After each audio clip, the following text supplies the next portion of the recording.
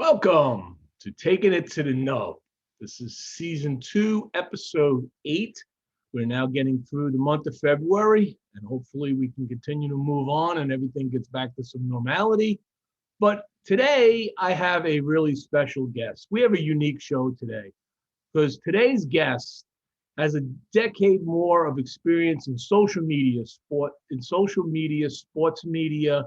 He has directed and executed social media for nationals, financial institutions, managed the content for Bleacher Report, the Big Ten Network, writes for Choose Chicago, Chicago Now, the Fourth Period Magazine, and EliteSportsNewYork.com. And he's the author of 100 Things Blackhawk Fans Should Know and Do Before They Die. He's also a cigar aficionado. Let's all welcome Tab Bamford to the show. Tab, how are you today? I'm fabulous. How are you doing today? Good. I just got through 5 hours of the Smoking Great Smoke virtual event today. Ooh, how was that? As expected, smoked about 5 cigars since I woke up this morning. They did an outstanding job. It was a very virtual thing, very telethonish kind of thing, but they had a kind of a live audience and they had a lot of guests on and great deals to buy stuff. Typical events that they would normally have, except they had to do it virtual this year, and they did it phenomenal. Yeah. So I'm very, very happy with it. The only drawback is waiting for the cigars to arrive when you put the money down. Yeah, that's true. You got to wait about 7 days and a couple of days of shipping. So a couple of weeks, but that's okay. I have. We'll survive. We got a stock at home. Exactly. What are you smoking today? Well, I started with a New World Cameroon, and I've got a Padron 7000 waiting in the wings for round 2. All right. So what are you working on? I just decided to just fire up one of my private stocks, my Boston Jimmie private stock. Oh, beautiful. After the show, you text me your address and I'll send you a couple of these. Beautiful. I'll look forward to it. So, you drinking anything too? Just a glass of water right now. I figure, I want to make sure that I'm responsibly lucid on the air, so we'll keep the bourbon for when we get off. That's okay. You can always have. We got a little Woodford at home when we undoubtedly have to shovel tomorrow. Very good. I do have a little bit of my Irish whiskey left from the other week, and I might slip into a Sam Adams somewhere. Ooh, there you go. Very nice. So, sports. Yeah. It's unique for me. You're one of these special guests that, as much as I love sports, you know a whole lot more about it than I do. The first question I would ask is, when you were a kid, did you want to be a sportscaster or a sports player?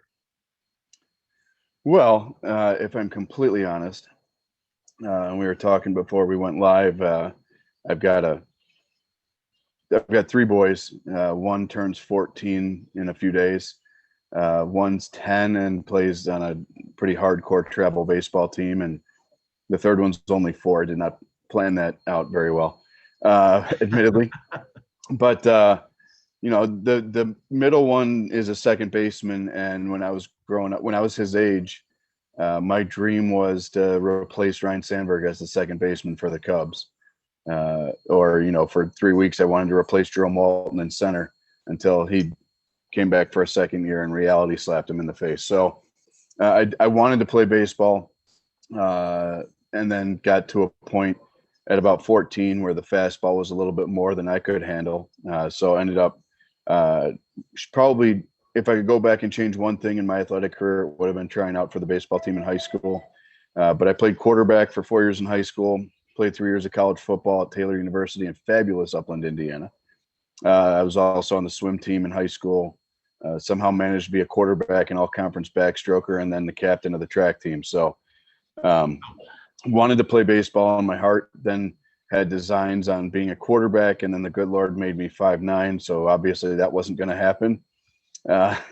So So then when I got into, once I stopped playing baseball and the reality was that I'm probably not going to play quarterback in the NFL, started to write about sports and enjoy being on the media side of things. And I got out of school before there was really a blogosphere, and a lot of digital media wasn't really as much of a thing as it certainly is now. So spent a couple years in finance, was absolutely miserable, but made decent enough money. And when the market decided to tank, about 14 years ago, the bank that I was at helped me make the decision to transition over into being in sports media full time. So really, I think I'm doing what I love to do now, and that's being around sports, being around athletes, talking about sports, writing about it, engaging with folks, talking about it, doing whether it's radio, TV, podcasts, stuff like this, just being part of that conversation. I think the great thing about digital media is really in many ways Twitter and opportunities to chat with folks like this have really kind of replaced what you used to go to a sports bar to do. You'd sit around and talk about how you were going to fix your favorite team and what the hell was wrong with your quarterback and your starting rotation and everything else all at the same time. And now you can do that digitally and become really good friends with people you've never seen the face of. So it was weird a few times. I was a season ticket holder with the Chicago Blackhawks for about 10 years. And every once in a while I'd go to a game and somebody shoot me a DM on Twitter or shoot me a Facebook message and say, "Hey, I'm in 303. You want a beer?" And I'm like, "Yeah, sure." I've got one brother, and a couple times he was at a game with me, and some complete stranger from Twitter would want to buy me a beer, and he thought it was the absolute dumbest thing in the world that strangers wanted to buy me alcohol because they follow me on Twitter or read what I write. So, yeah, I mean, it kind of became once the reality set in that I wasn't going to play it, still wanted to be around it, still wanted to engage with it, and media is kind of the best way to do that. So you are besides all the sports you played in high school and in college, you're a big hockey fan. Like our good friend, our good friend Steve from Frontline Cigars, Yeah. got us connected. I know Steve was watching hockey all day today. He said, and he was up and down with the emotion. It sounded like. Yeah. But you wrote this book, right? With this, you have this absolute love of hockey. Obviously, I've read part of that book. I have not finished it, I have to admit, and I have some things we'll talk about in a little while. You probably skipped the chapter about the 2013 Stanley Cup final, but I understand why. I actually was I grew up on Long Island, and I lived in Boston for 3 years out of college. And I'm a Red Sox fan through and through once I moved there. And it wasn't hard at 21 to just jump on that bandwagon. And I continued to live that. But when it came to hockey, I'm an Islanders fan. I used to watch them, go to the Coliseum. I used to listen to it on the radio, which is nothing better than listening to hockey on the radio if you get good sportscasters. Absolutely true. Absolutely true. I think baseball and hockey are both really great if you've got the right people on the mic. And in Chicago, we're very blessed that we've got John Weideman, who does a terrific job, and Troy Murray, who is a phenomenal player in his own right. Ironically, a Selke winner who went to North Dakota and wore 19 for the Blackhawks, just like the current captain, Jonathan Taves. But we're blessed. And so if you've got the right people in the booth, I think there's really a beauty and an art to listening to hockey on the radio. Absolutely. And I mean, you had your own dynasty with the Islanders. Those bossy teams were a lot of fun to watch. They were awesome, man, back in those days. And if not for Gretzky and Messier, there might have been a couple more in the tank for them. Yeah, well, you can't take anything away from Gretzky. Blackhawks fans complain about those Oiler teams too, because with Denny Savard and Steve Larmer back in the day, Dougie Wilson, a lot of Chicagoans feel like there might have been one in the cards in the 80s and we wouldn't have had to wait almost 50 years to finally get one. Sports have gotten a lot different over the decades. You actually, I believe, mentioned there's a passage in your book where you talk about the concept of what happened in the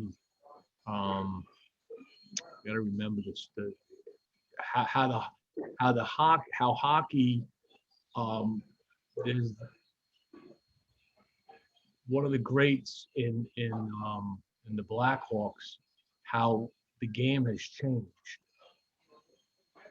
Yeah, I mean, I think hockey isn't unique in the financial impact of big money, exceedingly enormous money rolling through the sport has changed everything. And certainly, I think it used to be that if you had the biggest barn or the biggest stadium and you were in a market where people could afford to pay good money for seats, like in New York or Boston or Chicago or LA, you would just have more money to spend. And if you were lucky enough to be, certainly I think the Chicago Cubs were one of the first teams, probably the first team to really have a national presence because of WGN on TV and WGN radio. You were able to grow your brand beyond just your locale. Right. And now with national TV deals and leagues really getting now the whole reason we're able to watch sports during the pandemic with almost no fans, in many cases, no fans in the seats, is because the gate has become such a smaller part of the financial pie. But with that, obviously, owners are billionaires for a reason. They know how to make money and they know how to not spend money. And so, ways that leagues have tried to limit the amount of cash outlay to players has become different. And what I appreciate about hockey is, and I think baseball desperately needs this, and oddly enough, a lot of sports fans are not big fans of Bob Costas on the mic. I've always enjoyed him because I think there's an element of him almost trying to be a Vince Scully-like announcer where he tries to wax poetic frequently, likes to roll historical anecdotes into his play-by-play. But he wrote a book back around the time of baseball's lockout in the mid-'90s and said, if you want to fix the sport, what you need is a very firm salary structure where you've got a ceiling and a floor. And the National Hockey League has that. So you can only spend so much, Right. but the expectation is that teams are spending within this window. So you can't have a team like right now in Major League Baseball, like Tampa Bay turns over their roster every other year, and Baltimore's paying nothing, and Pittsburgh's paying nothing. I mean, Fernando Tatis just signed this massive contract, and the left side of the San Diego Padres infield will make more this year than 3 entire teams' salary. So you have haves and have-nots, and that will always be the case. But if you don't incent teams to spend, they won't. And a lot of people made a big deal about the alleged prediction that the Astros were going to win the World Series because Sports Illustrated ran a cover story that picked the right year. Well, the year that they had the worst record in the history of Major League Baseball, they were also the most profitable team in Major League Baseball that year because they were making money off of media deals. They were making money off revenue sharing on everything else, and they weren't investing in the product on the field. And that's why you see superstar players leaving the team that they're with, because no one's forcing them to spend money. Whereas in the National Hockey League, if you draft a guy and develop him, if you have to spend the money and you draft a superstar, you might as well keep him and build around him because you have to spend the money. And so that certainly changes everything. But then you have to make hard decisions about people. How long are you going to sign them for? How much are you willing to spend? How much, figuring out how you're going to afford the rest of the team around 1 or 2 people. So that's what makes it interesting for fans and media alike, figuring out how much they're going to spend. I think the NFL is probably the worst at it because they love to have, the math on figuring out how much money guys cost a team, even if they're traded away. You've seen a couple quarterbacks get traded already, and they're still hitting the cap for the team that traded them away, which makes no sense at all. But that's how it works for them. So finances have changed a ton, even I would say in the last 15 years or so. The TV deals are getting bigger, and the way that teams are able to spend and willing to spend that money is different in every sport. But you have to be aware of that if you're really going to have a rational conversation. And it makes it hard for fans because you want to fall in love with your favorite player. You want to see a guy get drafted and developed and stay there. People want Cal Ripken and Tony Gwynn to wear one uniform for their entire career. And we just watched Tom Brady win a Super Bowl wearing pewter and orange or whatever the hell the colors are that Tampa Bay claims now. So, even then, like if you can see Wayne Gretzky wearing an LA Kings jersey at some point, if you can see Tom Brady wearing another jersey, I think it gives you a little bit of pause and expecting your guy to be there forever. But at the same time, I think most fans would like to be able to buy the baseball cards of their favorite player and know he's never going to leave. Exactly. And in your book, you hint to the passages. A popular discussion that takes place in bars is whether or not players from the past could play with the athletes in the game today. Because I guess because you're hinting to the athleticism that changed the game, how the game has evolved, and you say, could Mickey Mantle hit Randy Johnson's fastball? Wilt Chamberlain dominate Shaquille? Or how would an NFL defense today stop Jim Brown? And then you going back to the Blackhawks, but Bobby Hull could have played with any generation. Yeah, and I love those conversations because I think it's very easy to look at the size and speed that players have today. And I'm not going to discount that at all. Right now, every major sport is bigger, stronger, and faster than it's ever been. And I think to the point of exhaustion, ESPN talks about they will spend an hour every single day comparing LeBron and Michael Jordan or Magic Johnson. I think Magic Johnson's always been a better comp for LeBron James because of the way that LeBron plays, but separate soapbox. I think what you have to keep in mind is how guys dominated when they played or how they played when they did. And I think because we have so much technology and we're able to evaluate games so much now and performances that you didn't have in the past, the assumption is that pitchers back in the day didn't throw as hard as they do now. And most 70-year-old baseball players will tell you that Nolan Ryan and Bob Gibson threw it as hard as Garrett Cole or Justin Verlander or Max Scherzer do today. And that Sandy Koufax's curveball was as good or better than whoever, Clayton Kershaw or whomever you want to say has the best curveball in Major League Baseball today. Bobby Hull was unique. Bobby Hull was really the first athlete that didn't have to go get a side hustle and go get a side job in the offseason. He would go home to Canada and he'd work out in the offseason. And he was one of the first real glamour guys that would get his picture taken working out and having the big ripped chest and big arms. And I think one of the things that I always have pause with is assuming that someone like Jim Brown or Walter Payton or Bobby Hull or Stan Mikita or Wayne Gretzky, because of their size and the fact that they played against slower, smaller athletes, wouldn't have been as good today. And the pause that I have with that conversation is how much better would they have been if they had the sports science, if their diets were right, if Bobby Hull wasn't crushing a dozen beers after a game, if Steve Larmer wasn't crushing a couple heaters between periods. How much better would these guys have been if they knew how to take care of their bodies, if the doctors were able to repair their injuries? In Chicago, we love talking about Gale Sayers. If they could have put his ACL back together like they do now every other week, Gale Sayers could have broken all of Jim Brown's records. But it was his knees that ultimately cost him a career. So if you had that sports science, if you drop someone with that natural ability, a Willie Mays, a Mickey Mantle, into today's game with the science, how would they perform? And I think I always lean towards the side of the argument that they'd be as good as they were, and the numbers might actually be better because their careers may have been prolonged and they may have been healthier than they were back in the day because they'd know so much more about how to take care of their bodies. Yeah, and I agree with that. I think the science has definitely changed the game. I mean, the analytics that we have are incredible in all these different sports. I'm not too sure if I still like the pitch count in baseball. I get it, but but I think the winning game, why take them out? Well, yeah. And the funny thing is, if you go back, Nolan Ryan's gone on the record and said this, and one of the best books that I've read in the last 5 years, probably, Tyler Kepner with the New York Times wrote a book called The History of Baseball in 10 Pitches. And he went back and interviewed at length over years the pitchers who were best known for throwing certain pitches and kind of gave you the historical evolution of the pitch.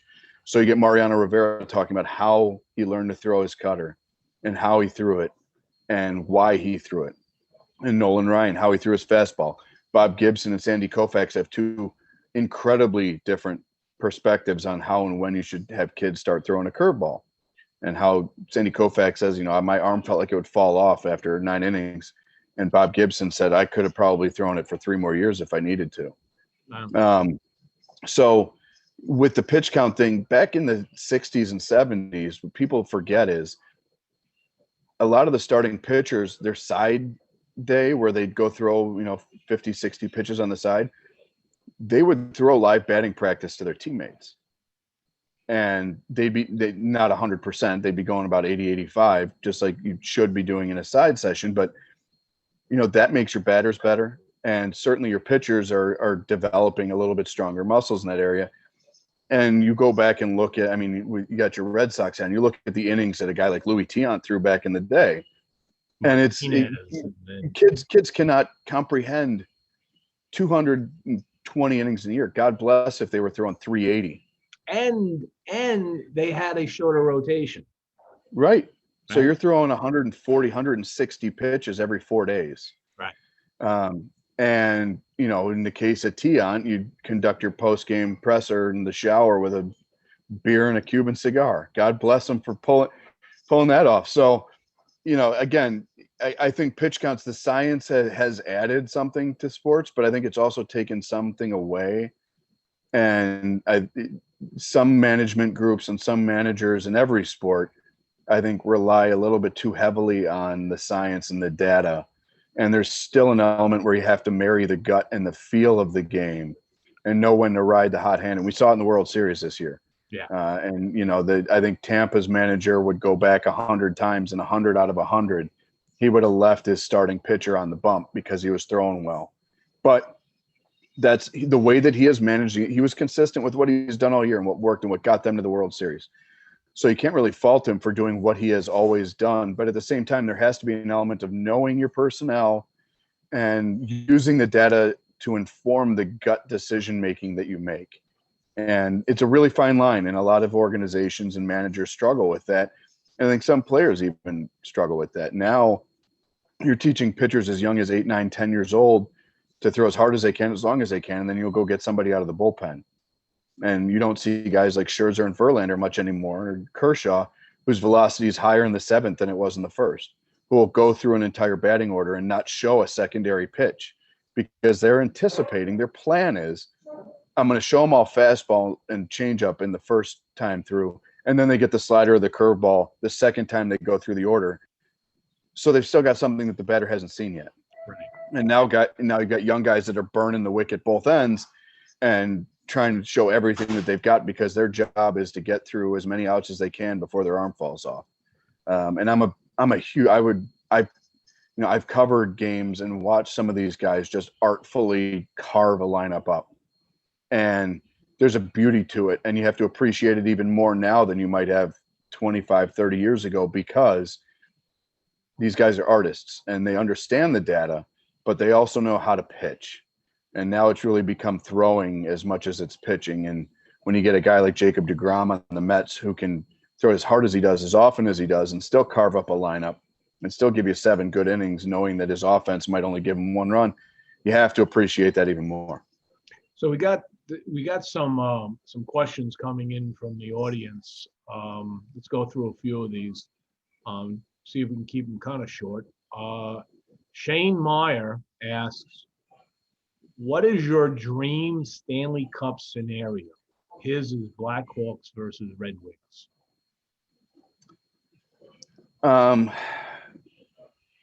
Historically, yeah, that would have been great.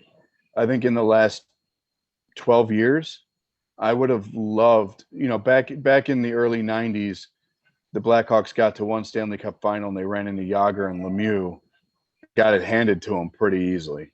I think any hockey fan would have loved to have seen the Jonathan Toews and Patrick Kane and Duncan Keith Blackhawks play the Sidney Crosby, Evgeny Malkin Pittsburgh Penguins. I would have loved to have seen those two teams in their prime go at it for 7 games, because they were mirror images of each other in a lot of regards. And frankly, they were both overlapping dynasties. It just took Pittsburgh a decade to get back. So I think my dream matchup over the last 12 years would have been Sidney Crosby's Penguins against Taves and the Blackhawks. All right. Another question comes in from Jerome Berry, who asks, how has hockey improved over the years? Oh, I think just the size of the athletes. If you go back and watch tape of guys like Gretzky and Denny Savard skate, they were beautiful to watch. But now you've got a guy like Alexander Ovechkin in Washington, who is the size of an NFL linebacker doing the same things. And so it kind of goes back to what we were talking about with the size and speed of the athletes. And in hockey, you've seen fighting become less of a thing. I think the awareness of concussions and the respect for what concussions can mean to you beyond your career has changed, I think, a lot of the willingness to fight, but it hasn't changed the amount of hitting, and the hitting has become more violent because the players are bigger, stronger, faster than they really have ever been. So I think that the artistry is still there. You watch a kid like Connor McDavid or Patrick Kane skate and handle the puck, and it's as beautiful as watching Gretzky or, Phil Esposito or Bobby Hull. There's still a beauty to watching an excellent player fly up and down the ice with the puck. But now they're just doing it 3 inches taller and some, 10, 30 pounds heavier. So just the way that players have become bigger, stronger, faster has really changed everything. And then just the amount of player movement, again, with the financial considerations, the fact that you rarely see somebody stick with one sweater for their entire career makes it a little bit harder to believe that one guy's only going to be one place for his entire life. So I'd love to see guys like Crosby and Taves and Kane and, Andrei Kopitar and Alexander Ovechkin only wear one sweater for their entire life. And some of them might, but the likelihood is, with the financial ramifications of the game today, some of them might not. And it's going to be like watching Michael Jordan with the Washington Wizards. You don't want to see it, but you appreciate it when you can. And when it comes to sticking on the hockey theme, who would your top 3 hockey players be all time? Of all time, geez. So I grew up in the 80s, and so I think if you look at the record book, Gretzky's going to be on your Mount Rushmore. I think Bobby Orr, as far as defensemen go, certainly has got to be on your Mount Rushmore. And then you start getting into a conversation, if you're really talking top 3 of all time, it's hard to not say Gordie Howe. It's really hard. It's really hard to not look at a goaltender like you could say Glenn Hall with the Blackhawks still has a record for most consecutive games played, didn't wear a mask for any of it, which I can't fathom playing goaltender in the NHL without having anything protecting your melon. God bless. But and then there are many people who firmly believe that if injuries and cancer hadn't interrupted his career, Mario Lemieux would have been right there with Gretzky in a lot of those categories. And then when you talk leadership, the leadership award that they give out is named for Marc Messier. So there have been so many great players across the different generations. Awards are named for Rocket Richard. I would probably defer to Gordie Howe, which kills me as a Blackhawks fan to have a Red Wing in my top 3 all time and not find somebody on the Blackhawks. But I think just Gordie Howe was a guy, when going back to our conversation about old timers playing today, he was that middle linebacker playing hockey his entire career. Gordie Howe Stan Mikita used to talk about the first time he went out and took a faceoff against him, he won the faceoff and ended up on his seat because Gordie put him on the ice with an elbow and said, "Welcome to the league, kid." So, I'd probably go with Gordie Howe because he set the records that needed to be broken. When you talk about the NFL, for me, I'm always going to put Walter Payton at number 1 because he had garbage offensive lines to break Jim Brown's record. But yeah, I'd probably see Gordie Howe because he was the one that set the benchmark that a guy like Gretzky had to go chase. And when you look at some of these great players, and you recently were part of, I think it was a poll of sports guys that looked at the Super Bowl this year, and picking the MVP. And you actually said this is before the game Yeah. was going to be Devin White, Yes. 5,001 odds. Yeah. Fun odds on that one. And Yeah. I mean, I'm a Chicago guy, so linebackers are always going to be a favorite. But watching how they played defense, I felt like if Tampa was going to win Super Bowl, their defense was going to have to do work, and that guy was forcing turnovers all over the field. And he's a throwback. He's a Ray Lewis, Mike Singletary, Brian Urlacher type linebacker that goes sideline to sideline and makes life hell for everybody on the other side. So if the defense was going to win the day, which they ultimately did, I mean, I think if we're really honest, if you could give out an MVP to a group of people, everyone would have given it to Tampa's defense. absolutely. Brady got the Lifetime Achievement Award because he didn't make mistakes, and Mahomes did. But my bet would have been that if they were going to get to one guy in the defense, he was the meanest one over there, and he would have made a play. He had one interception, but I think once it was a multiple score game, it was kind of a fait accompli that 12 was going to get another piece of hardware to take home, because Tom Brady needs another car. He needs another Chevy in his, because he drives a Chevy, by the way. Tom Brady drives a Chevy, a pickup truck that he gets for being the MVP. That's it. And I'm a Brady fan. I'm a Brady nerd. I've been following Brady since he started as quarterback with the Patriots. Everybody called me a turncoat when I left them and I went to put on the Tampa jersey. I said I follow quarterbacks. I used to follow Elway back in the day when he was with Elway was my guy back in the day. I love the way Elway played. As a matter of fact, Mahomes pulled off an Elway play in that game, right? Where he was almost down. He threw that ball out, connected. That was Elway on any given Sunday playing like that. Yeah. Well, and Elway was really when you talk about the prototype for the modern quarterback, what you're looking for today, it's not Randall Cunningham. It's John Elway. Yeah. It's a guy that can get you 12 yards with his legs, but he's got a strong enough arm to throw it 80 yards when he can and force a ball 12 yards if he needs to. So, yeah, I mean, Elway was my guy growing up, playing quarterback in high school. I was all about John Elway. And as a Bears fan, I'll be honest, I haven't had a quarterback to cheer for since Jimmie Mack.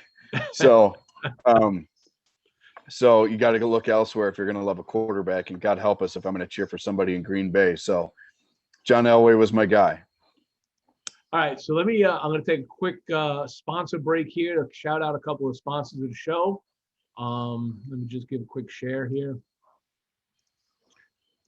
So today's show is brought to you by Frontline Cigars. Frontline Cigars is a Chicagoland area-based cigar company that strives to give back to those who serve, whether it be first responders or military, through numerous charitable foundations.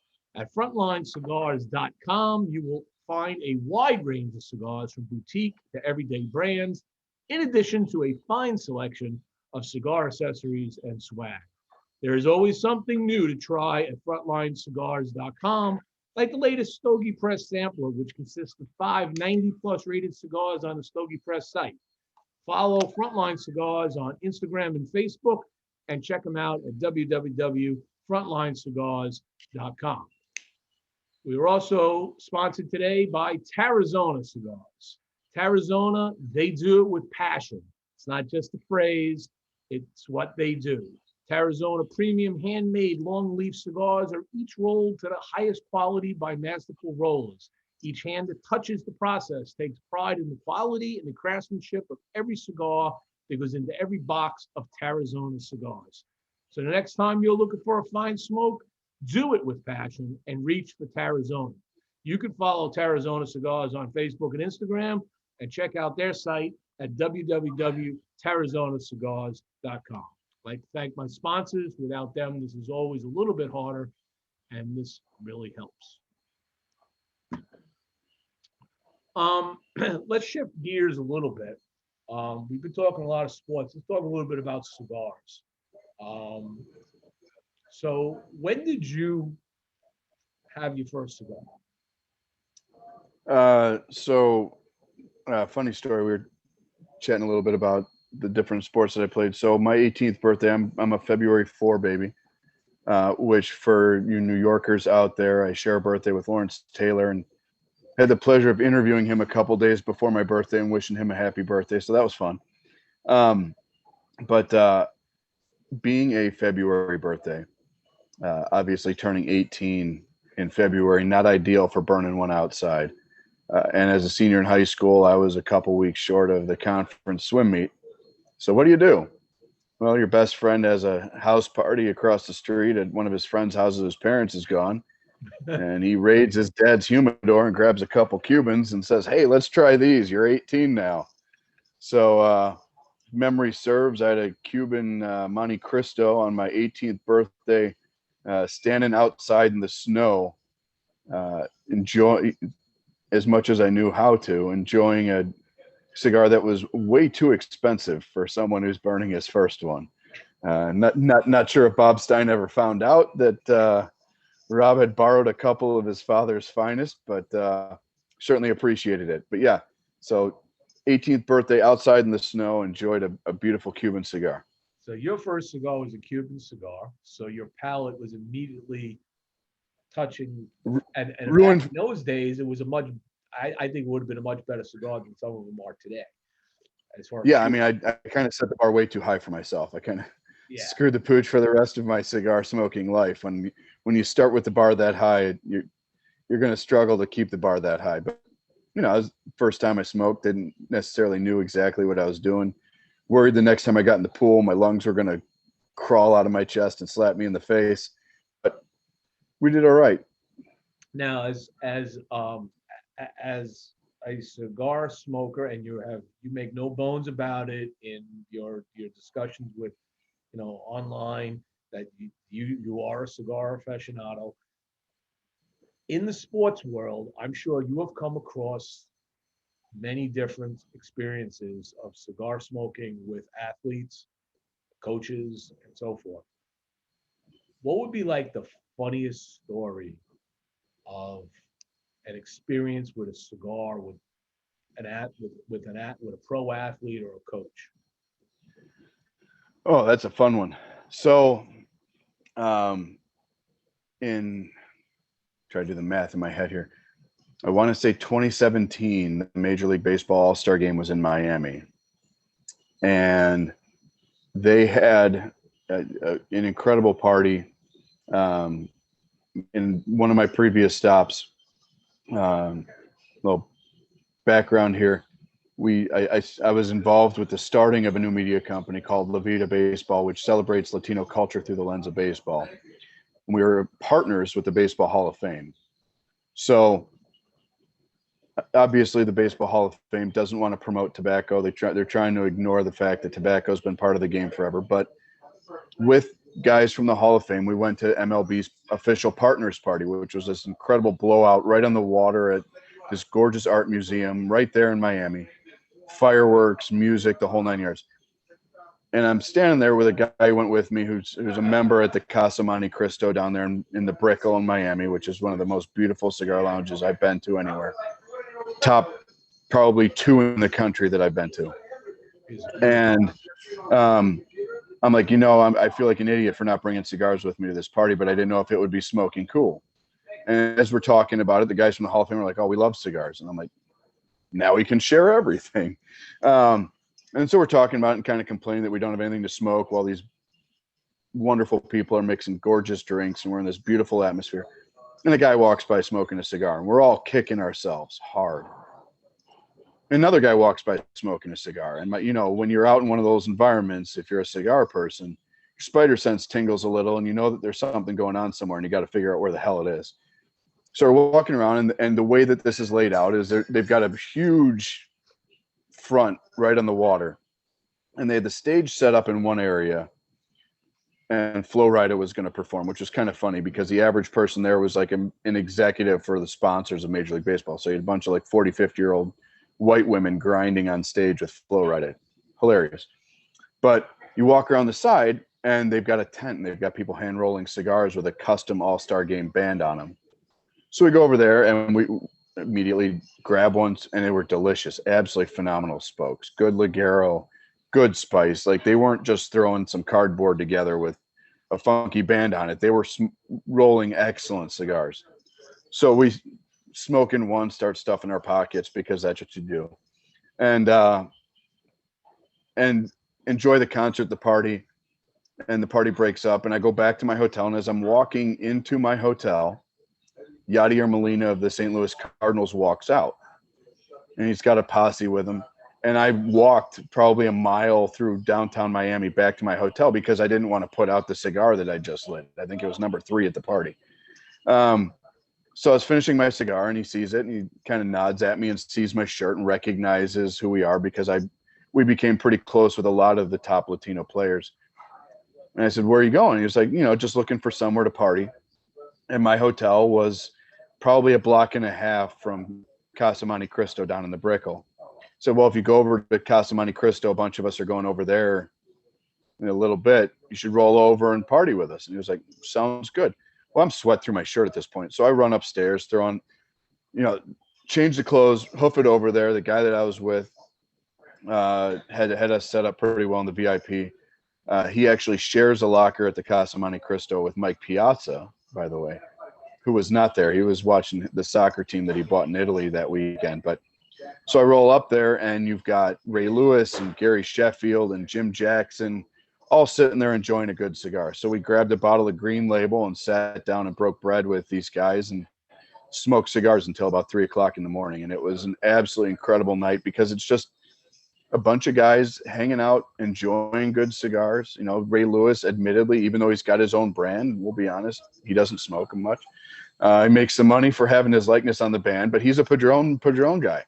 He gets a bottle of Padron and a box of Padron and calls it an afternoon. So, but yeah, so that was probably one of the top, like, that was really cool. Louis Tiant's rolling through, having a cigar, just seeing just watching them relax. And the Casa Monte Cristo down there is really unique in that they've got A-list type people that just sit there and smoke in the lobby, and it's not a big deal. It's a very exclusive joint.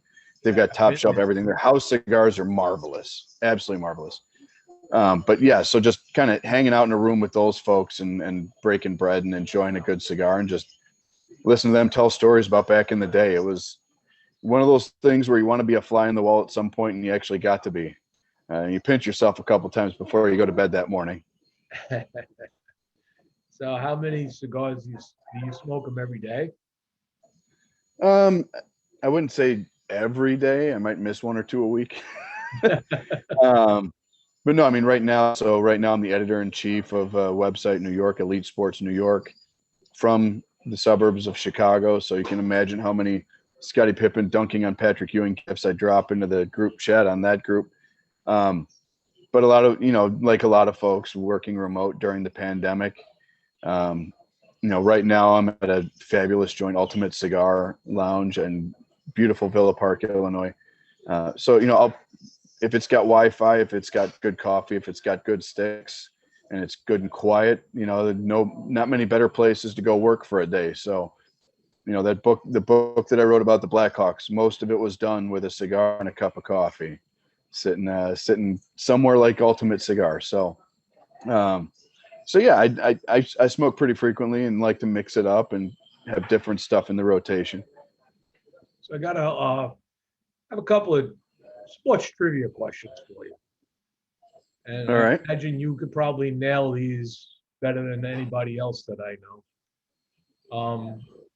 In 1990, there were 2 major league greats made baseball history by becoming the first father-son duo to hit back-to-back homers in a major league baseball game. Who are they? Ken Griffey Jr. and Ken Griffey Sr. There you go. See, I knew you'd know these answers. These are And I submit, when we talk about athletes that could have played in any generation, Junior could have played anywhere from he could have played before they integrated, if we want to be honest about it.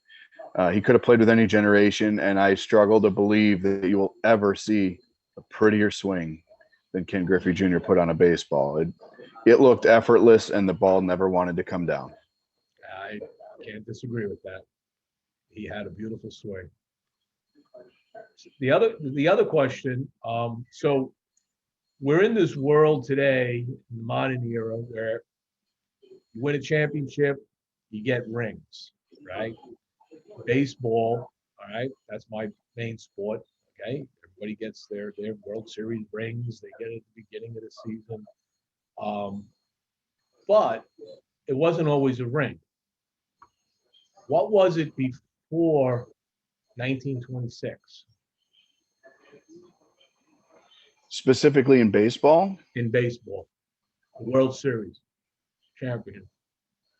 I know for a while they gave out World Series pins or pendants to the players. Medallion. Yeah, you'd get some type of a more of a memento that you'd be able to have on your desk at home versus something that you'd wear. And it's fun when you talk about rings, because when you go to the Baseball Hall of Fame in Cooperstown, which if you haven't been, everyone should go. It's absolutely incredible. And also the Hockey Hall of Fame up in Toronto. There's a display case with championship rings from all of the years.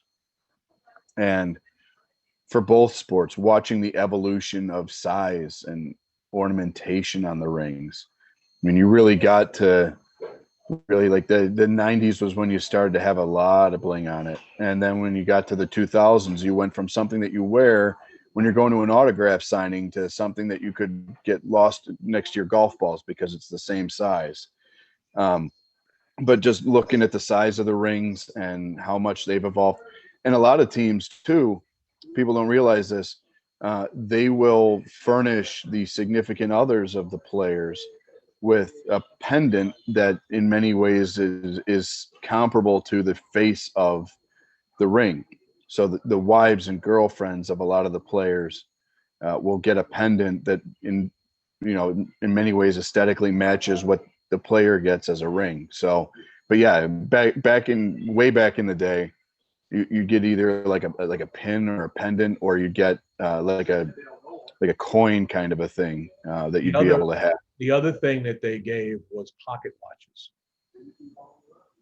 And some players will still go get watches made when they win a championship, and you'll see quarterbacks. I think Tom Brady gifted his entire offensive line with Rolexes when he and Randy Moss broke the passing record. So, yeah, I mean, I think watches have grown in size and ornamentation as quickly as Super Bowl rings have. But yeah, sometimes, and every once in a while, you'll see one of those championship watches show up on an auction block. And I think, if the good Lord wants to give me the right numbers for the Powerball one of these times, that might be something that I look to add to the collection at home. Just to follow up on that, a kind of follow-up bonus question, do you know who the first team was to give a ring?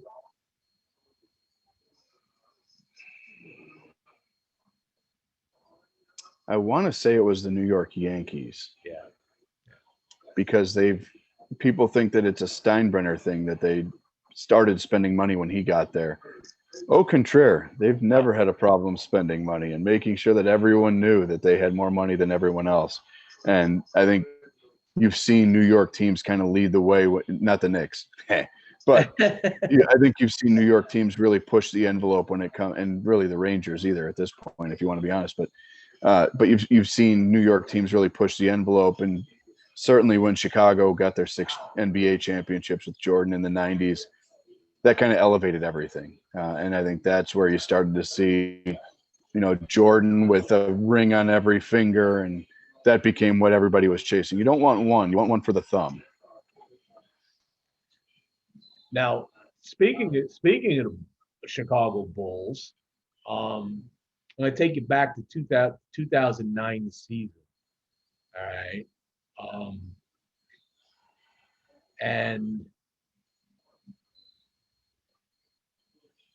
I think it's a 2009 season. There was another sports, a blogger or somebody, this guy Sayer Bettinger. Okay. Okay. Who called you out, okay, because you were saying that the Chicago Bulls, they were in 8th place and uh, he read the Bleacher Report, and he found out that you wrote an article saying that the Chicago Bulls, why they cannot and will not succeed. Yeah, yeah. I've occasionally ruffled feathers. I think anybody that's in the media game for more than a couple minutes can ruffle some feathers. And I was a very early adopter at Bleacher Report. I was one of their first featured columnists. Actually, was ran their NHL section for a year. So, but yeah, I think one of the things that I've been critical of in the past is that it's almost impossible to replace a superstar coach. It's even harder to replace an icon. I think your Patriots will probably have a hard time for a few years finding somebody to grab the mantle from Tom Brady. It's very rare that you have a Green Bay Packers where you go from Favre to Rodgers and not miss a beat. Mhm. And but the reality is that the Chicago Bulls have never recruited free agents well. And the only time that they really got the players that they wanted was when Michael was here. And he was the one who was doing the recruiting. And frankly, he was the one that was pulling the strings, taking nothing away from Jerry Krause's identifying talent and building a team. But Dennis Rodman doesn't come to Chicago if Michael's not here. Ron Harper doesn't come to Chicago if Michael isn't in the picture somewhere. So the fact that people felt like, they were going to go out and land Tracy McGrady, that was never going to happen. He was using the Bulls as leverage. And the great thing for NBA players that want big money is they can use a big market team like the Bulls. Carmelo Anthony did it. LeBron did it. You use a big market team in Chicago as leverage to get more money out of another team. More times than not, it's going to work. And not a lot of people want to play for the Bulls. Funny story, the Basketball Hall of Fame was a client of ours a number of years back when Jerry Reinsdorf was inducted. And they make a commemorative ticket for the induction ceremony. And the players submit photos for them to use on that commemorative ticket. So Reinsdorf went into class with Tom Izzo, Shaquille O'Neal, Allen Iverson, Yao Ming. So you've got this beautiful ticket with all of these incredible, like A-level legends. And what picture does Jerry Reinsdorf, the owner of the Chicago Bulls, who's going into the Hall of Fame, if we're honest, because Michael Jordan fell into his lap at 3 in the draft, which, by the way, Jerry Reinsdorf tried to get his good friend George Steinbrenner to buy into the Chicago Bulls with him at one point. But what picture does Jerry Reinsdorf have on the commemorative ticket for the Basketball Hall of Fame induction? It's him holding the World Series trophy. Jerry's always been a baseball guy, and his son's running the Bulls now, but baseball's always been his number one. And if you walk into the suite level at Guaranteed Rate Field where the Sox play, once first pitch is thrown, his suite, the owner's suite, is right where the elevator bay drops you off, and you can smell that cigar smoke all the way to the elevators. Yeah, he's got a nice humidor in the box, and he has a cigar for pretty much every home game. So, but baseball's always been his number one, and I think the fact that the owner is not as visible as like a Mark Cuban in Dallas makes it an uphill climb for the Bulls. And he's certainly, I think, right now, when you look at the two teams, the Bulls are still trying to figure stuff out. I think the White Sox have built something that could be pretty special on the South Side going forward. So, but yeah, I mean, I remember chirping at the Bulls back when people thought that the Luol Deng, Kirk Heinrich teams were special, and they were nice. But the Bulls aren't going to get over the hump until they can get past the fact that more people are taking pictures of the Jordan statue than the players who are presently on the team. And I brought that up because in the end, this individual writes that, in reading your article, he found it very interesting that a writer would choose now of all times to bash this basketball team, i.e. the Bulls. Yet you have indicated, because they didn't make it through the first round against Cleveland in 2010, okay? And you speak your mind, and you understood the sport. You said, no, they're never going to make it. So how'd that make you feel, that you actually were vindicated in that? Well, I think anytime you win an argument, it feels pretty good. But no, I think, at the end of the day, fans are prone to react to what they see, high or low. There can be no in between. And one of the hard things being in sports media is being that kind of middle ground and having perspective and pause and putting what you're seeing in the immediate into a larger context, and understanding that while you might be playing well and you might have the second or third best record in the league, if you see fatal flaws, pointing out what those flaws are. And, right now the Chicago Blackhawks are having a marvelous season. They're outplaying what anybody thought that they would without Jonathan Taves and Kirby Dach, which is mind-numbing that they're pulling this off. But you have to wrap it in the context of there are teams in this division that they can't skate with and that they just don't have the firepower to go against yet.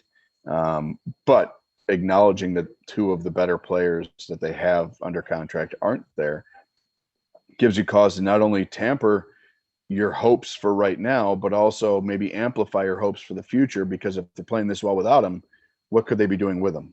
Mm-hmm.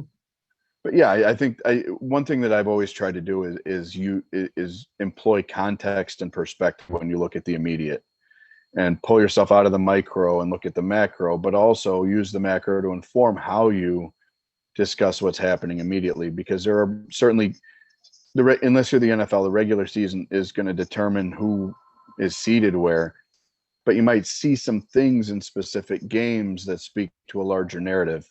And so being able to extrapolate what that individual moment or performance means into the macro, I think, can be good, but also being realistic about what you have and who you need still and what's missing. Because there hasn't been a perfect team since the 72 Dolphins, and the Bulls were pretty damn close for a year. Yeah. But there has not been a perfect team, and every team's going to have a weakness. And so you saw it in the Super Bowl. Everybody thought Kansas City was untouchable, and guess what? A good defense was schemed and executed to perfection, and they got it handed to them. So as long as there are two teams on the field, you always have to know that the guy on the other side's got a fighter's chance. That's right. I agree with that. And by the way, Steve from Frontline says, Tab has always been honest and always shoots from the heart and not from the hip. So appreciate that. Yeah, I think there are times that you shoot from the hip, I think, a little bit, but I think if you have that perspective and you can have context and exhale a little bit, whether it be with a cigar or metaphorically, from the immediate moment, you have to kind of be real about things. So I think if you don't want to go insane as a sports fan or a sports media person, if you ride the highs and lows all the time, you will go nuts. You've got to be able to look at the bigger picture. So let's bring it up to current time. Couple questions around baseball. Pitchers and catchers are going into spring training. We're going to start our spring training moment again. Two questions for you. Put you on the record here. All right. Do you think we play 162 games this year? His first question. And the second question is, if we get through the season in a decent way, who do you think is the AL? Who do you think the World Series is going to be from AL and NL? Wonderful questions. I think because the players and the owners weren't able to come to an agreement on how they were ultimately, Major League Baseball wanted to make it a little bit of a shorter season, push back the start, allow more people to get vaccinated so that you could have more butts in the seats, because baseball is really more of a market-centric financial picture where you've got local and regional TV deals. So having butts in seats is a much bigger deal for them than it is for the NBA. But Major League Baseball was asking the players to include some things that they probably shouldn't have, and the players said, we're not going to give you that. We're not going to give you a fully expanded postseason just for the sake of putting a DH in the National League. So right now the plan is for 162 games. I think they're going to do everything in their power to get 162 played, which is going to be tricky. I think, the fact that they've adjusted they're going to have a taxi squad again, so you'll have a couple guys on call if needed, if somebody were to get sick. And I think we're just in a better place now than we were 6 months ago with understanding what you need to do as a professional athlete to take care of yourself and what teams need to do to have depth to keep themselves from missing games as an organization and having to cram it into the schedule later. So I think right now the plan is for 162. I certainly hope. And I think that the fact that the vaccines appear to be getting out, random god-awful winter storm withholding, the vaccines are starting to get out a little bit faster now. I think that that'll help them get most of the hopefully all of the 162 played. But the fact that you've got some teams that didn't get in the postseason last year, that had a long layoff and then a short season. And then the other thing that you have to consider is Major League Baseball also completely flipped the apple cart with minor league baseball. You've got fewer teams, fewer available players.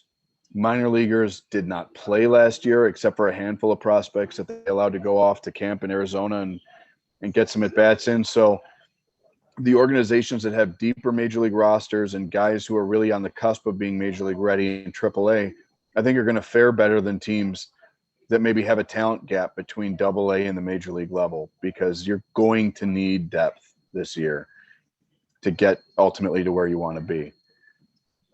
So who's going to be in the World Series? Being a Chicagoan,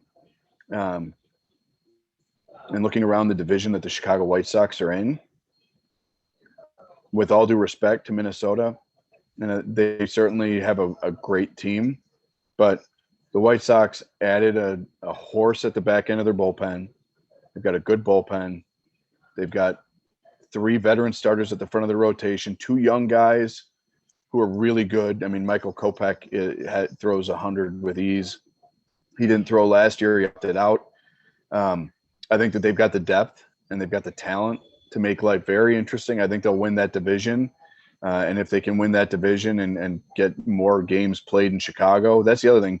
All the playoff games were played in the bubble last year. So if you can play games at home, that changes everything for a team that has a strong home field, like a Chicago or the Yankees or Boston or even Toronto. So right now, the Yankees are deep. The Yankees are tough.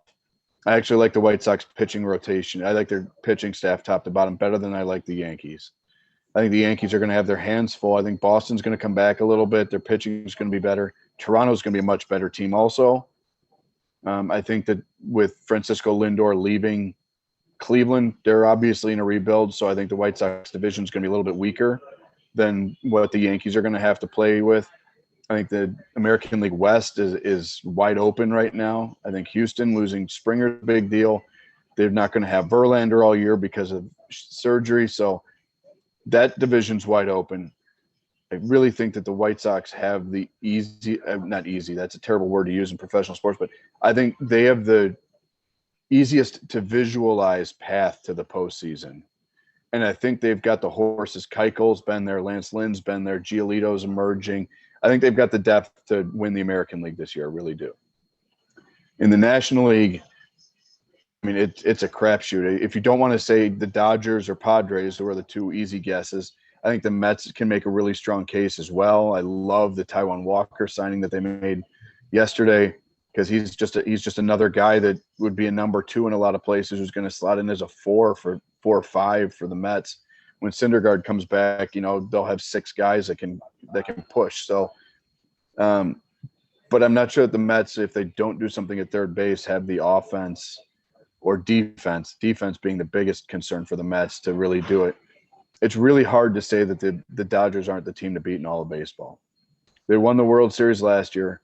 They basically got the whole band back together, and they added the reigning National League Cy Young winner to the mix. Right. So, I think a lot of people would love to see Chicago and LA go at it. And I could see a Dodgers White Sox World Series happening. And I think it would be great theater, because I think both teams have offense for days. And now that the White Sox have added Lance Lynn, I think they've got pitching that could make that an interesting series. No, and when the White Sox won the World Series in 2005, everybody said, oh, it's the Astros. It's easy. They got Clemens and Oswalt and Pettit. It's a layup. And then the White Sox swept them. So So I will answer your question with all of that rationalization as Dodgers White Sox when you get to the end of October. All right. There you go, on the record. Now, from a baseball perspective, I have this debate with many of my other sports fans who are not huge baseball fans. Um, so over the last decade, we've taken on this process of speeding up the game, right? Oh, it takes too long. Too much time for the pitcher to throw the ball to the catcher. You know, uh, I'm a guy that absolutely enjoys a 15 inning game going into extra innings where it's tied 0-0 or 1-1. And you get to the point where you got to find a guy on the bench that threw a ball in college or high school to go on the mound. To me, that is one of the greatest. Like back in the day, back in '04, when the Yankees and the Red Sox battled it out, those like 18 inning games, Yeah. you glued to the TV, right? It's Yeah. people. I hear that from people all the time. They hate that. They're like, it's too long. It's 5 hours, 5.5. I said, I'm at the edge of my seat. Anything could happen. Yeah. Again. Yeah. So at the risk of this show becoming 4 hours long as I jump on a soapbox about how baseball keeps changing itself here. The average length in time that a Major League Baseball game takes is, I want to say last year, within like 10 or 12 minutes of what the average length of an NFL football game is. No one has ever complained about the length of an NFL football game. Right. Why? Because there's a clock and not an endless number of innings and at bats. Second, if every pitch theoretically is a scoring opportunity and every snap in an NFL game is a scoring opportunity, you've got sometimes 3 times as many scoring opportunities in a baseball game as you do in an NFL football game. You might get 120 snaps in an NFL game. You might get 120 pitches from one side in a Major League Baseball game. So don't talk to me about there not as many opportunities to score. However, so while I think that Rob Manfred's office has not done the game a service by complaining about pace of play and the amount of time that games play, and frankly, until they brought it up, nobody complained about how long games were. But somebody mentioned it, and you're like, oh yeah, those games are really boring in the 5th to 7th inning. Well, no, they're not until you tell somebody that they are, and then they're reinforcing something that they hadn't thought of before. The difference is that the NFL markets their star players better than Major League Baseball does. And so you tune in when you've got a national game that is Patrick Mahomes against Tom Brady or Aaron Rodgers against Drew Brees, because you know who the players are and you care about the historical significance and the narrative around the two teams. Major League Baseball is starting to do a better job of marketing guys like Fernando Tatis Jr. and Ronald Acuna and Luis Robert and Javier Baez in Chicago. But they don't spend as much time or effort marketing their individual players. So you don't know or care about who's playing for the Kansas City Royals. And that's a problem for baseball. There's also another side to that coin, and that is this. Baseball has evolved because of the analytics into what they refer to as a true outcome scenario, where a walk is as good as a hit. You'd rather have you care more about on-base percentage than batting average. Guys are swinging for home runs because they care more about a home run than a double. No one steals bases anymore. Back in the 80s and 70s, when you're watching guys like Lou Brock and Ricky Henderson and Tim Raines run the bases, even Barry Bonds before his head tripled in size. When a guy got on base, the drama of baseball and the art of baseball was knowing that there's someone on base, so something could happen. Guy might steal. How does that affect the second baseman moves? He hit the ball to the right side. So the nuances of the game were exponentially more and required more investment mentally by fans to understand and see everything that was going on in front of them, to know what might happen on each pitch and each play. Now that guys aren't stealing, guys are swinging for the fences, guys are taking more walks than they ever have before, and the bullpens are getting run through as frequently as they are. The nuanced art of the game is dying because you're telling guys that if you take a walk, it's as good as a hit, and we want you to stay on first base because if the next guy hits a home run, you're the second run on the homer, and if you try to steal and get thrown out, that's the worst thing that could ever happen. If I were running baseball in the way that I coach my kids' team, I'm totally cool with you putting down a bunt. I know that the scientists hate it. I know the data says it's garbage. If you can get a guy from second to third base with a well put down bunt, God bless. That is sexy. Get him on. Get him over, get him in. You know, it's funny. Earl Weaver back in the 70s used to talk about a bloop and a blast. And that's kind of what we've become. Earl Weaver was 40 years ahead of his time. He was looking for get a guy on base and then drive him in with a jack. But when you look at the Big Red Machine, that was a sexy team that did everything right. I would like to see baseball go back to the game being, and I think that you've got young guys now that are doing that. You see Acuna running more in Atlanta. You see guys like Luis Robert in Chicago that are running more hit and run, more guys active on the base paths.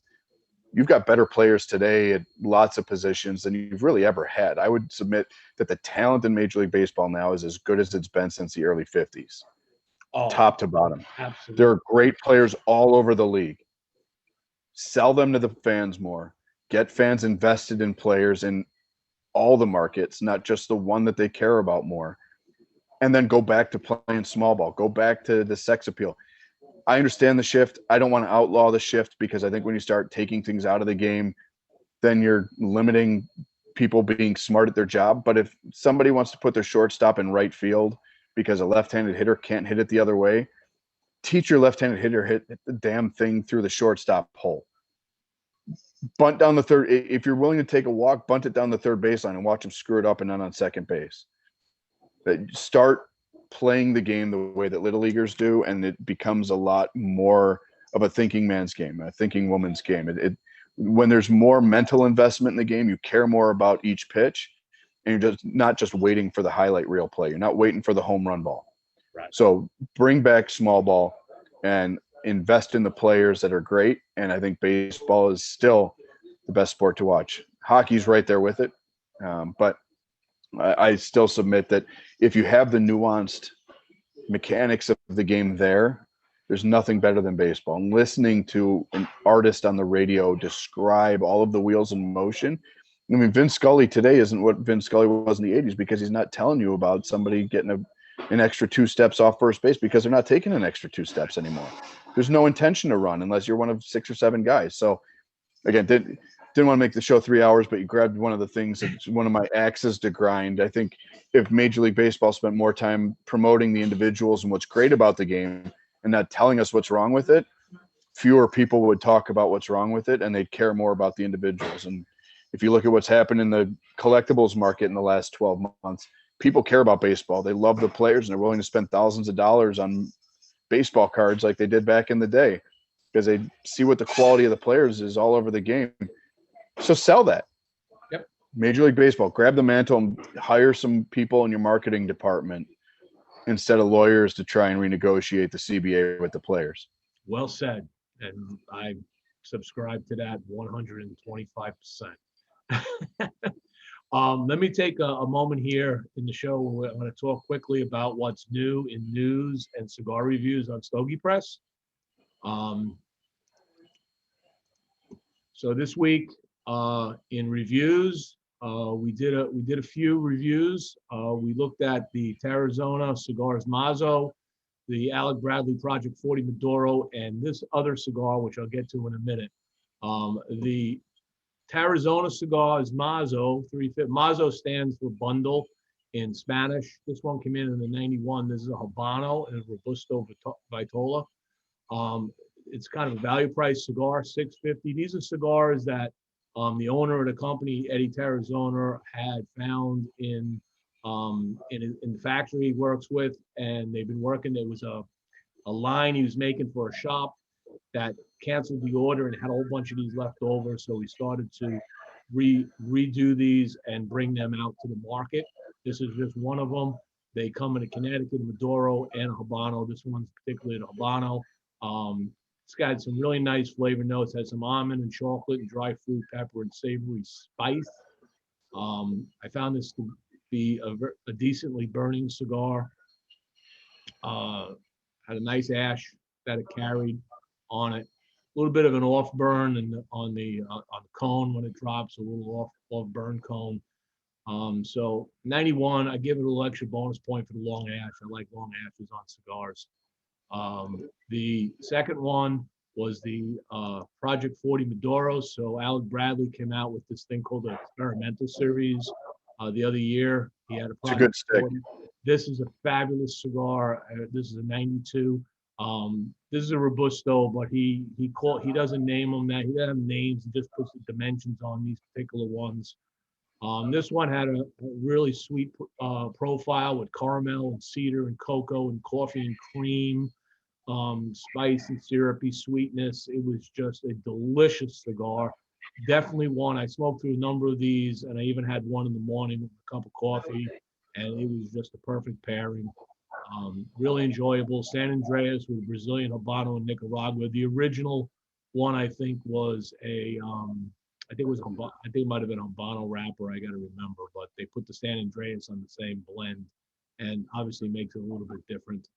So again, these here are very well value priced. Without a doubt, these are something you pick these up real easily. You're not going to break the bank. Again, very nice ash. A little bit of off burn here. Okay, that came in. So hour and 20-minute cigar. I did a slight jag, but it was very pleasurable. I smoked 3 of these, and each one was as pleasurable as the other. And the last one, this is a Mexican company, new company called Mavros Cigars. They sent me some samples. This is one of their Lanceros. This is probably one of the most unique flavor profile cigars I've smoked. Just put it right out there. Okay. The flavor, this is a Mexican Puro. All right. Uses San Andreas Cubano Negro Natural for the wrapper, a San Andreas Negro Maduro for the binder, and a San Andreas Negro and a Criollo for the filler. Añejo means vintage. This thing was giving me almond, anise, caramel, coffee, cream, orange citrus, pepper, and spice. It was just, it had I had to think about it. I had 2 of them. And the first one, I couldn't place my finger exactly on what I was smelling on the barrel. The second one, I thought a little more about it, and it hit me. I go, Jimmie, this is like peaty scotch. It's peaty. It's just got this deep peaty note to it, which was unique. I haven't gotten that really out on the wrapper of a cigar. They come out of Veracruz. He has a whole story here about how it was founded, this guy. He made these to be what the Mexican generals would have smoked back in the day. And it uses it. What happened was, a lot of people don't know this, but there was this Cuban seed stuff that they used. It was like a black tobacco, and that's what they were using. So he used this. There was a whole cooperative that over generations moved back and forth with strikes and stuff, and he finally used that factory to make these. They come in 10 count boxes, but he sent me this cool little sampler of 2 of them. They're $23 a piece though. All right, so you got to scratch your head on the 23. I think they're a little bit overpriced, but flavor-wise, burn-wise, I mean, just for a Lancero carrying a nice ash like that, very nice. Just a really interesting cigar. Had a little this bitter almond at the end of it. I want to get some more just because I want to appreciate it again and just sit back and not think about it and just smoke it, because I think it would be a very enjoyable cigar. It was very complex and very unique. From the news this week, We've had some news articles. My things would wake up. The internet's getting slow. Everything's running around. So in the news, some news articles come out. So Joya de Nicaragua is celebrating Central America's bicentennial with a limited edition Dos Cientes cigar. I love the packaging on this. It comes with this one extra cigar in the tray back here. And this particular one is made to smoke during the anniversary day. All right, so they want to have everybody to get these. You just take this one, you just smoke this particular for that anniversary day. So very, very interesting looking cigar. Looks very nice. Hopefully I can grab some of these and check them out. The Arizona Cigars, they announced they're getting more involved with the Premium Cigar Association. They donated $10,000 to the PCA Advocacy Fund. So they're giving back to the cigar industry to help fight the battles that we have. So Arizona is doing a great thing, young company. Eddie Arizona is a great guy. And I can only speak kindly of what they've been doing. They've also added, they have a new cigar that they've added to their Carabella 828 Silverback line called Benjamin's. And this one here is San Andreas with a Nicaragua Jalapa and Condega and Jalapa fillers. $15 a cigar. I just got some of these samples in today. They're very limited to 500 boxes, but he told me that this cigar, because of the pandemic, has been sitting in the aging room for almost a year. Wow. All right. So when most cigars go in an aging room for about 3 or 4 months, these were there for a year and they just got them in. So they're just starting to ship them now. So I'm really looking forward to trying this cigar because it should be ready to rock as soon as I fire it up. So they'll watch for the review on that one coming out. And that's it. That's the news of the week. So we'll just come back to here. So at this point in the show, we're already past the hour, a little bit more. I'd like to go through a fast lightning round to end the show with you. The first question I would ask you from a sports perspective, we keep a little bit to sports. Wooden bats or aluminum bats in professional ball? Wood, because it's safer. I can't imagine. I still don't understand how college baseball is still using aluminum. I mean, the ball's coming off so hot for 10, 12-year-olds at this point that I don't know how anybody's not using wood other than the cost associated with it. But Major League Ball, I think it would be fun to see aluminum bats in a home run derby, maybe. Watch them hit the ball 1,000 feet. But you got to stay with wood just because the ball comes off so fast on wood. God help us if they were putting a howitzer in their hands. Your favorite sport? To watch or play? To watch. Your favorite sport to watch? To watch, I would tie at baseball and hockey. Okay. And last question, which everybody gets. There's no context involved in this question. Just a simple answer. Skirts or pantsuits?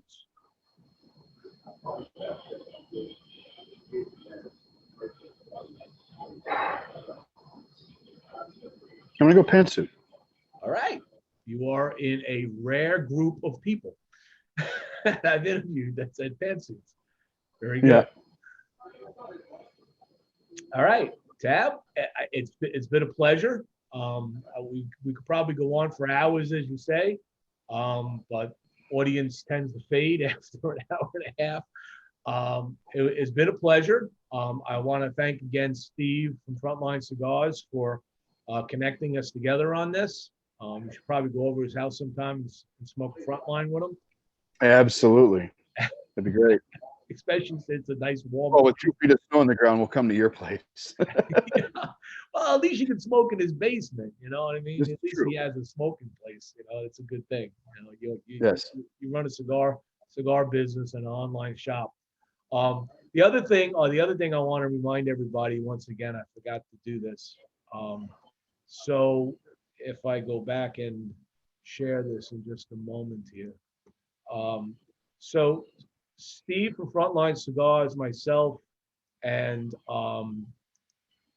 a company called Tabacalera Pashado, which is partly owned by a gentleman by the name of Luciano Morales.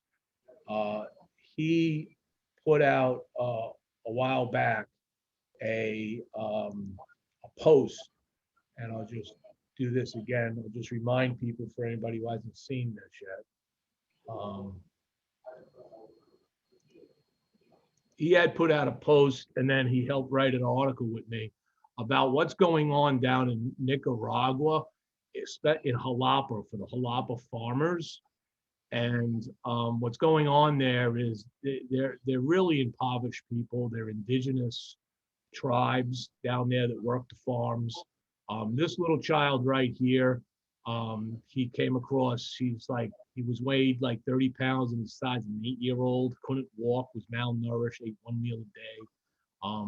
They've been raising money to help these people. They're looking to build a daycare center to take care of the children. There's a lot of because they're indigenous in the tribes, what they do is a lot of cousins marrying cousins. So you get a lot of special needs children, young adults, and adults that need help. So they want to have like a daycare center, they take care of the children while their parents or grandparents are working in the fields. They've set up a site down at the bottom here. You can look at this article, but there's a donation site here. Frontline Cigars, which you can connect through Facebook and also on the new StogieLives.com site that's been set up for cigar aficionados. They've created a coin, a challenge coin, which is selling for $20.